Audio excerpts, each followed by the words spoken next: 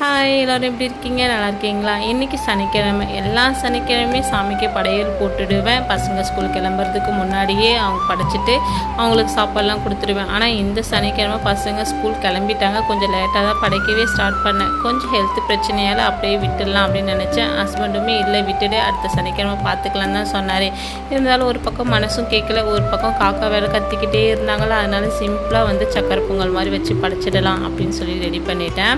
எங்கள் அம்மாலாம் நாங்கள் சின்ன வயசாக இருக்கும்போது எங்களுக்கு உடம்பு சரியில்லை, இல்லை அப்பாவுக்கு உடம்பு சரியில்லை அப்படின்னு சொன்னால் உடனே எதனா ஒன்று ட்ரீட்மெண்ட் பண்ணிக்கிட்டே தான் இருப்பாங்களே. ஹாஸ்பிட்டல் இட்டுட்டு போகிறது, வீட்லேயே மருந்து கொடுக்கறது அப்படின்னு. ஆனால் அவங்களுக்கு ஒன்றுனா அது கண்டுக்கவே மாட்டாங்க, அப்படியே விட்டுடுவாங்க. வீட்லேயே எதனா ரெடி பண்ணி போட்டுப்பாங்க. இப்போ அதே போல் தான் நம்மளுமே பண்ணுறோம். நம்ம பசங்களுக்கு உடம்பு சரியில்லைனா உடனே ஹாஸ்பிட்டல் இட்டுன்னு போயிடுவோம். அதுவே நமக்குன்னா 2 நாளைக்கு மாத்திரை போடுவோம் அப்படின்னு கேட்கலையே, அதுக்கப்புறம் தான் ஹாஸ்பிட்டலுக்கே போவோமே. இதை மாதிரிலாம் நீங்கள் இருந்திருக்கீங்களான்ட்டு மறக்காமல் கமெண்ட் பாக்ஸில் சொல்லுங்கள். நாளைக்கு